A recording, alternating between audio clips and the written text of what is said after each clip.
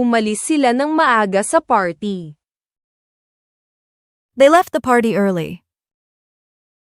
Umalis sila ng maaga sa party. Iniiwan naming bukas ang pinto sa likod para sa mga bata. We leave the back door unlocked for the kids. Iniiwan naming bukas ang pinto sa likod para sa mga bata. Aalis sila para magbakasyon sa Biyernes. They will leave for vacation on Friday.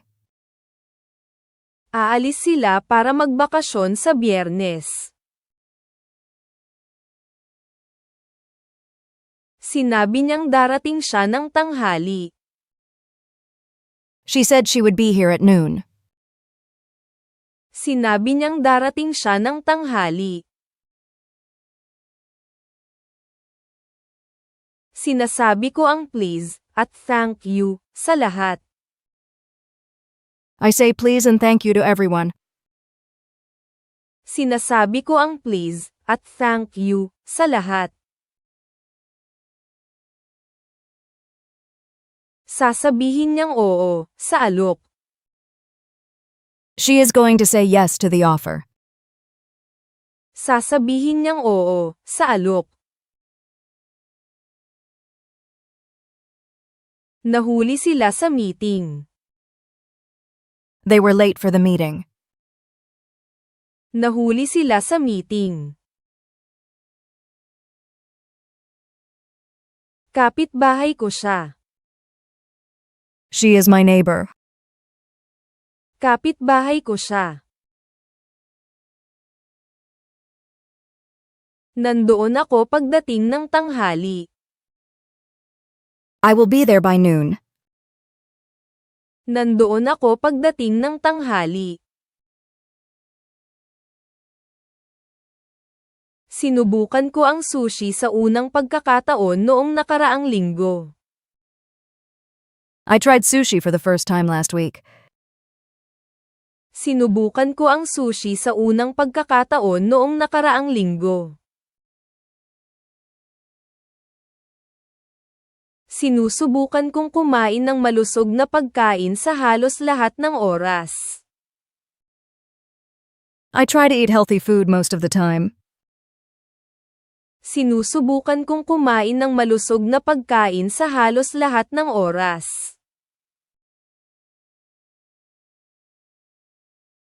Gagawin ko ang aking makakaya sa exam. I will try my best on the exam. Gagawin ko ang aking makakaya sa exam. Gusto po niya ng bagong cellphone para sa kaarawan niya. She wanted a new phone for her birthday. Gusto po niya ng bagong cellphone para sa kaarawan niya. Paki-like at subscribe po. Please like and subscribe. Paki-like at subscribe po. Gusto po niyang matutong magluto. He wants to learn how to cook. Gusto po niyang matutong magluto. Gugustuhin po nilang makita ang mga litrato mula sa kasal. They will want to see the pictures from the wedding. Gugustuhin po nilang makita ang mga litrato mula sa kasal. Maingat niyang pinakinggan ang mga tagubilin. She listened carefully to the instructions. Maingat niyang pinakinggan ang mga tagubilin. Nakikinig siya sa kanyang guro sa klase. He listens to his teacher in class. Nakikinig siya sa kanyang guro sa klase. Pakikinggan niya ang buong audiobook ngayong linggo. She is going to listen to the whole audiobook this week. Pakikinggan niya ang buong audiobook ngayong linggo. Binasa niya ang email bago ang meeting. She read the email before the meeting. Binasa niya ang email bago ang meeting. Nagbabasa siya bago matulog. He reads before going to bed. Nagbabasa siya bago matulog. Babasahin ko ang artikulong yan ngayong gabi. I will read that article tonight. Babasahin ko ang artikulong yan ngayong gabi. Pinatulog nila ang mga bata ng 8:00. They put the children to bed at 8. Pinatulog nila ang mga bata ng 8:00. Nililigpit namin ang mga plato pagkatapos ng hapunan. We put the dishes away after dinner. Nililigpit namin ang mga plato pagkatapos ng hapunan. Ilalagay niya ang isang picture sa dingding. She is going to put a picture on the wall. Ilalagay niya ang isang picture sa dingding. Uminom po siya ng tubig pagkatapos tumakbo. She drank water after her run. Uminom po siya ng tubig pagkatapos tumakbo. Umiinom po kami ng kape ng magkasama tuwing umaga.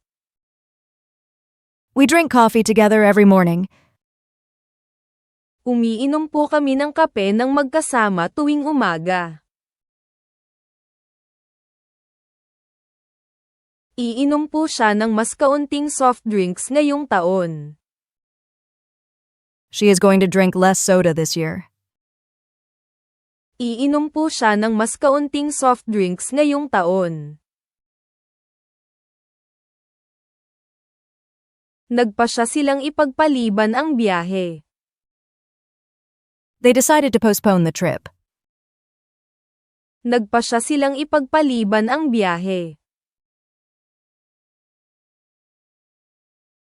Magkasama kaming nagpapasya sa malalaking binibili. We decide together on big purchases. Magkasama kaming nagpapasya sa malalaking binibili. Magpapasya ako bago matapos ang linggo. I will decide by the end of the week. Magpapasya ako bago matapos ang linggo. Binenta nila ang bahay nila at lumipat sa syudad. They sold their house and moved to the city. Binenta nila ang bahay nila at lumipat sa syudad. Nagbebenta ako ng lumang libro online. I sell used books online. Nagbebenta ako ng lumang libro online. Ibebenta nila ang ari-arian bago matapos ang taon. They will sell the property by the end of the year. Ibebenta nila ang ari-arian bago matapos ang taon. Ibinahagi ko ang tanghalian ko sa isang kaibigan sa trabaho. I shared my lunch with a friend at work. Ibinahagi ko ang tanghalian ko sa isang kaibigan sa trabaho. Pinaghahatian namin ang gawaing bahay ng pantay-pantay. We share the housework equally. Pinaghahatian namin ang gawaing bahay ng pantay-pantay. Ibabahagi niya ang karanasan niya sa komperensya. She is going to share her experience at the conference. Ibabahagi niya ang karanasan niya sa kumperensya. Inayos niya ang kanyang computer sa pamamagitan ng pag-restart nito. She fixed her computer by restarting it. Inayos niya ang kanyang computer sa pamamagitan ng pag-restart nito. Nagkukumpuni siya ng bisikleta sa repair shop. He fixes bikes at the repair shop. Nagkukumpuni siya ng bisikleta sa repair shop. Aayusin ko po yung estante para sa inyo mamaya. I will fix that shelf for you tonight.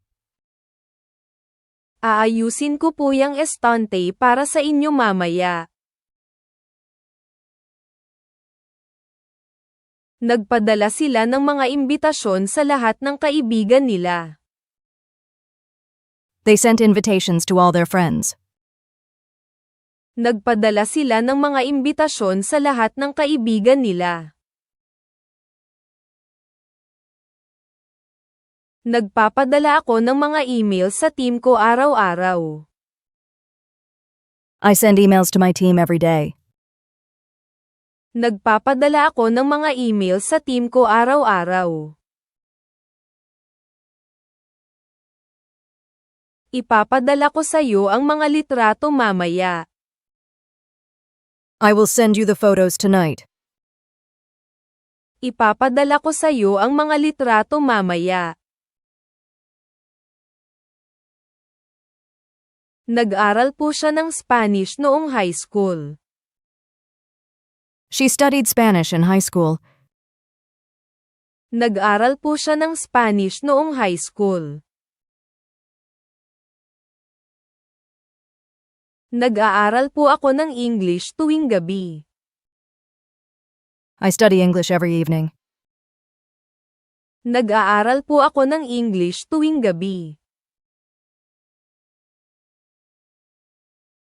Mag-aaral po kayo ng medisina sa kolehiyo. You are going to study medicine in college. Mag-aaral po kayo ng medisina sa kolehiyo. Sumulat sila ng kanta ng magkasama. They wrote a song together. Sumulat sila ng kanta ng magkasama.